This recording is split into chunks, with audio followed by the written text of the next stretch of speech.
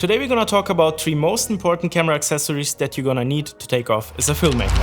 2019 I started working as a full-time freelancer and I've bought a ton of film gear, but a lot of it ended up collecting dust on the shelves. So let's create the perfect, essential filmmaking setup and start with the camera.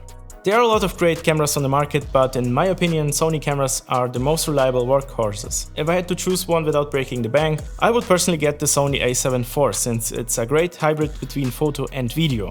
Since I'm more focused on video, I got myself an a7S III. Both have 4K video with 10-bit colors, S-Log and amazing autofocus. Now let's talk about the lens.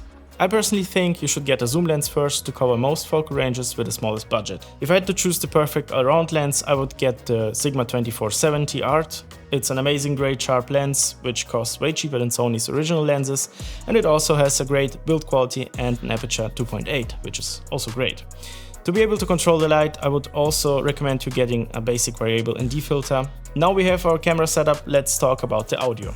For audio, I would get the Rode Wireless Go 2 or the DJI mic system, since they have 2 separate mics, internal backup recording and a low price. Now let's complete the set with 2 final things, batteries and memory cards. Beside the main purchases, you will also need a few batteries and memory cards.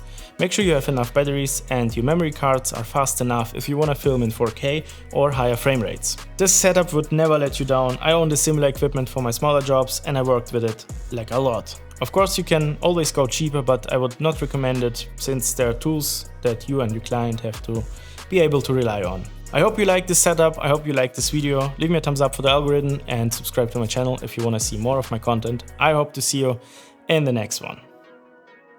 Nice. Okay, let's edit.